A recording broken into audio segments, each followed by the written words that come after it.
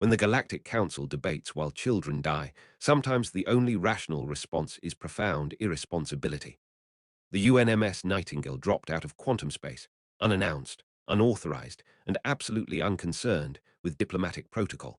Captain Kelly Reeves stood on the bridge, watching the planet Thresver loom into view, its once vibrant green continents now mottled with the grey-brown of civilizational collapse.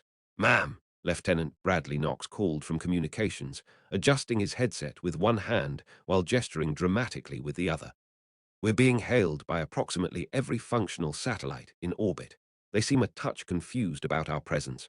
Confusion is just surprise that hasn't made up its mind yet." Reeves leaned against her command chair, crossing her arms.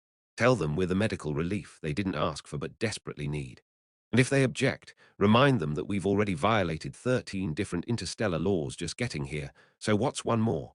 The ship's medical officer, Dr. Patricia Grant, emerged from the lift with her characteristic controlled chaos. Lab coat flapping, tablet in one hand, coffee in the other. She'd been awake for 36 hours straight since receiving the leaked reports about the plague ravaging the Thresver homeworld. "Captain, I've got the drop team prepped. Williams is complaining about the inoculation schedule. Jackson wants to know if we'll have time for souvenir shopping, and Rodriguez is betting 50 credits we start an interstellar incident before lunch." "Tell Rodriguez I'll take that bet," Reeves said, allowing herself a tight smile. "And make it 100. The view screen flickered, and a Thresver official appeared, all four of his eyes blinking in asynchronous confusion. The Thresver resembled nothing so much as bipedal otters, if otters were 7 feet tall and possessed an unfortunate tendency toward bureaucratic paralysis. His fur was disheveled, his robes stained, and his whiskers drooped with exhaustion. "Unknown vessel," he began, his voice trembling. "You are not cleared for orbital approach. The Galactic Council has placed Thresver under medical quarantine until proper procedures." "Yes, yes, proper procedures." Reeves waved a hand dismissively. "How's that working out for you? Because from up here, your proper procedures look an awful lot like mass graves." The official's ears flattened against his skull. His mouth opened, closed, then opened again. "You cannot simply—" "Already did, I'm afraid. We're humans, you see, a terribly impatient species. Shocking impulse control. We've brought medical supplies, treatment protocols, and 6 metric tons of what we call giving a damn." Reeves stepped closer to the screen. "Now, you can file a complaint with the council that'll be processed in 3 to 6 standard months, or you can tell us where your people are dying the fastest so we can do something profoundly illegal about it." The Thresver official stared at her for a long moment. Then, his voice barely a whisper, he said, "Sector 7, the capital. We've lost 30% of the population in the last 2 weeks. The children are—" His voice broke. "Coordinates received." Knox glanced at his captain, plotting descent trajectory. "Dr. Grant, you're up." Reeves turned to the medical officer. "Try not to break too many of their regulations." Grant drained her coffee with the determination of someone about to commit therapeutic war crimes. "I make no promises whatsoever." The drop pod hit atmosphere. Inside, Dr. Grant was strapped in beside her team. Corpsman Jake Williams, a Texan who'd once treated a sucking chest wound while being shot at, and somehow found time to complain about the quality of field rations. Nurse specialist Rachel Jackson, who'd volunteered for every disaster relief mission since joining the service and collected patches like they were baseball cards. And medic first class Diego Rodriguez, who could start an IV in zero gravity during a firefight and still crack jokes about your mother. "Tell me again why we couldn't use the normal shuttle." Williams gripped his restraints as the pod shuddered violently. "Because normal shuttles follow normal flight paths," Jackson said, checking her medical kit for the fourth time, "which require normal clearances, which we don't have." "Because we're bloody insane," Grant added cheerfully in her Manchester accent. "Also, this is faster." Rodriguez peered out the tiny viewport as they plummeted toward the surface. "I can see buildings. Some of them are even still standing. That's encouraging." "Your optimism is noted and deeply concerning," Grant said. The pod's retro thrusters fired at what felt like the last possible second, and they slammed into the ground hard enough to rattle teeth. The hatch blew open with a pneumatic hiss, and the team stumbled out into the capital city of Thresver. The silence was what hit first. A city that should have hummed with millions of voices lay eerily quiet. The streets were empty, except for the occasional figure moving between buildings, Thresver citizens wearing improvised masks, their movements slow and defeated. "Right then." Grant adjusted her pack and checked her medical scanner. According to my readings, we've got a hemorrhagic fever variant that's mutated to specifically target Thresver physiology. Nasty piece of work. Attacks their neural respiratory system. They basically drown in their own nervous system fluids while their brains short-circuit. That's horrifying, Jackson said. Yes, well, nature is a right bastard sometimes. Grant pointed toward a large building with medical symbols etched into its facade. That'll be the primary treatment center. Let's see what we are working with.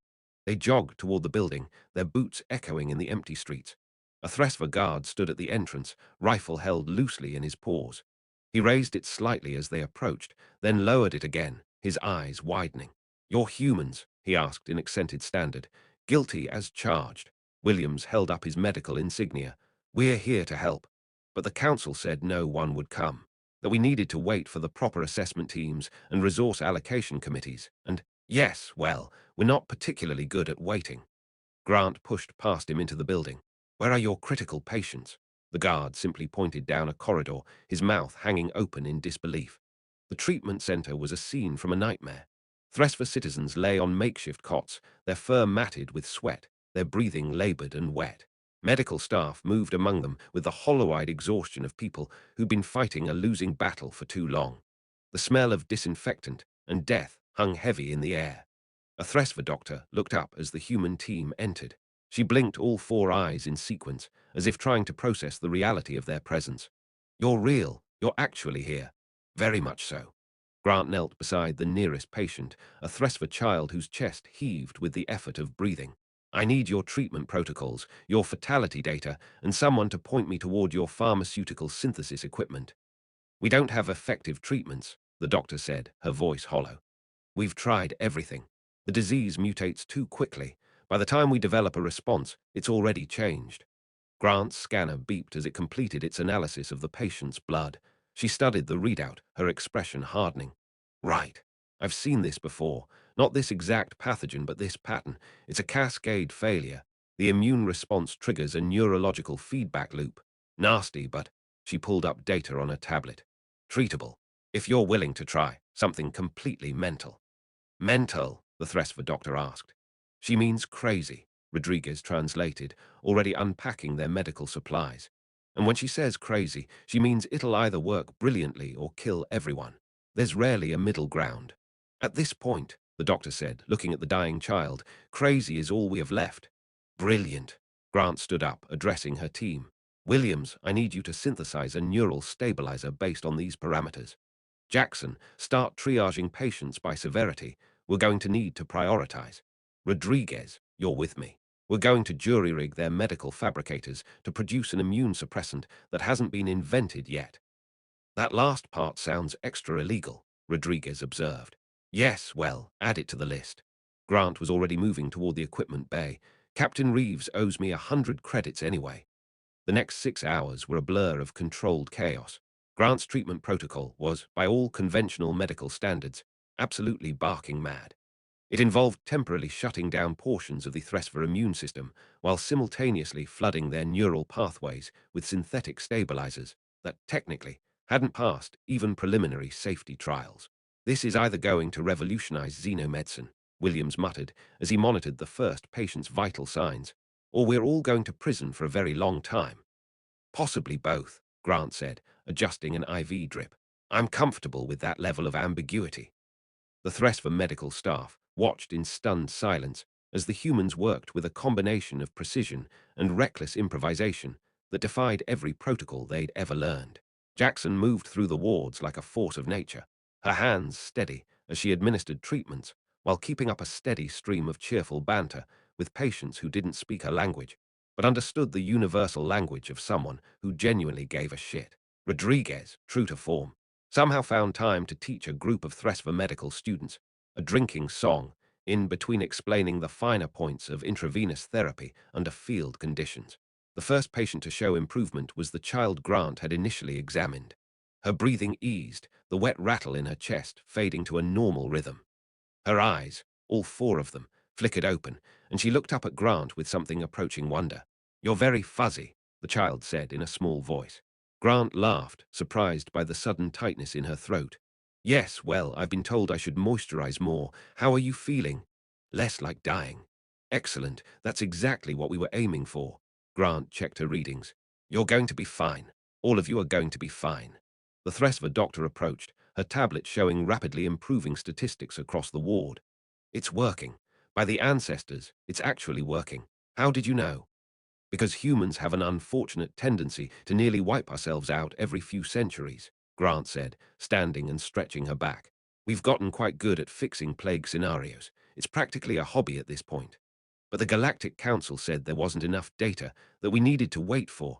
The council is run by people who have never had to watch someone die because a committee hasn't filed the proper paperwork. Grant's voice was gentle but firm. We have, multiple times. We learned a long time ago that sometimes the rules need to be more of a guideline, especially when lives are at stake. Over the next 3 days, the human medical team worked around the clock, training local staff on the treatment protocols and synthesizing enough medication to treat the entire planet. The Nightingale sent down additional supplies and personnel, each drop pod another middle finger to galactic bureaucracy. The mortality rate plummeted.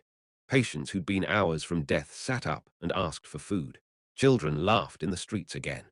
The grey-brown tinge began to recede from Thresver's continents, replaced by the vibrant green of a civilization pulling itself back from the brink.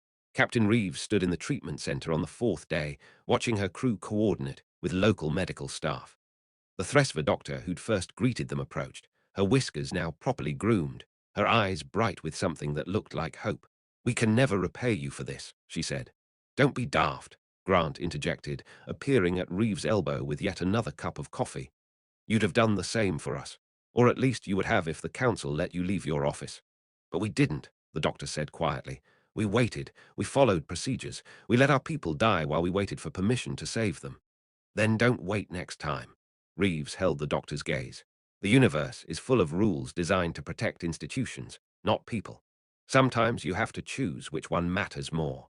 A comm alert chirped, and Lieutenant Knox's voice crackled through.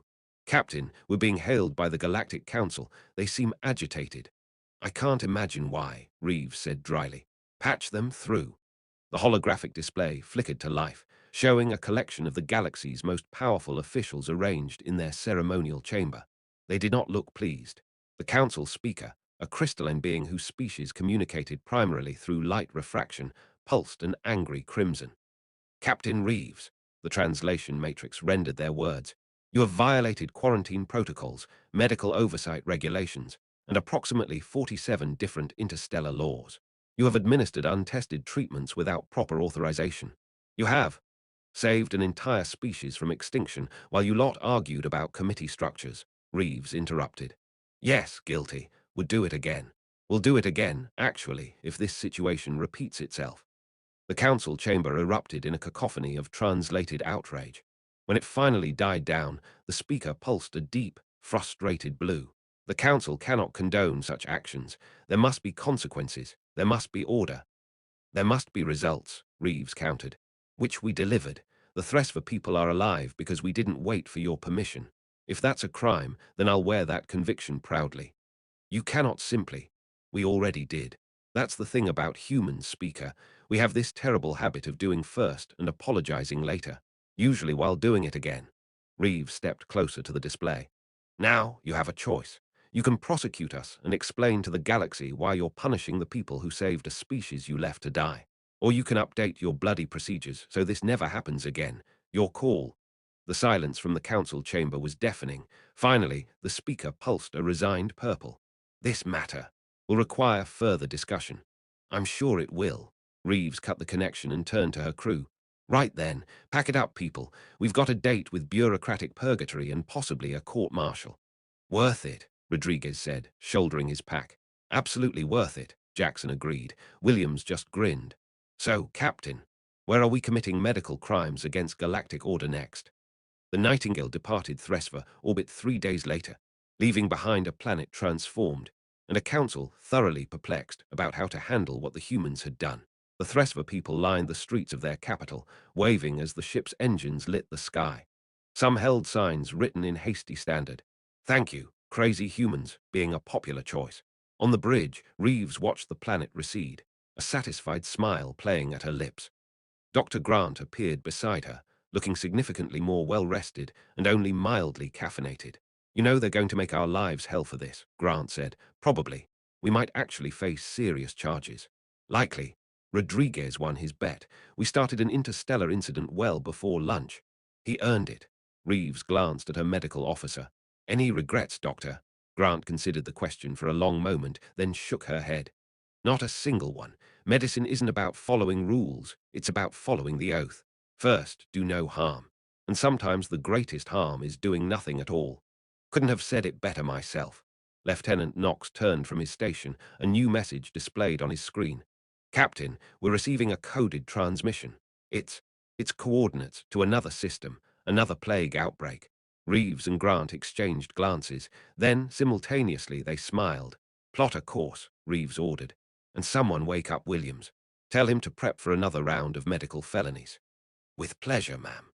As the Nightingale turned toward its new heading, leaving the Galactic Council to debate procedure while humans committed mercy, Dr. Grant pulled out her tablet and began reviewing the new medical data. You know what they say, she mused. It's easier to ask forgiveness than permission. And if they don't forgive us, Rodriguez asked, appearing at her elbow, then we'll just have to save enough lives that they can't afford to lock us up. Grant's smile was sharp and utterly unrepentant. Besides, the galaxy needs someone willing to be unreasonable when reason demands cruelty. The ship jumped to quantum space, carrying its crew of magnificent bastards toward the next crisis that required solutions delivered at gunpoint and wrapped in bandages. Because when the council debates and the bureaucrats deliberate, when the proper channels have all silted up with red tape, and the proper authorities are all properly unavailable, sometimes the only moral response is a profound and spectacular disregard for propriety. After all, you can't file a complaint about people who won't wait to ask permission to do the right thing. And somewhere in the galaxy, another world waited, unaware that its salvation wore human faces and came wrapped in violations of interstellar law, delivered by people who decided that some rules existed to be broken at precisely the right moment. The Galactic Council would eventually pass 17 new regulations attempting to prevent future incidents like the Thresver relief. None of them would work. You can't regulate compassion that refuses to file the proper forms. As an old Earth saying goes, fortune favors the bold, but history remembers those brave enough to be kind without permission.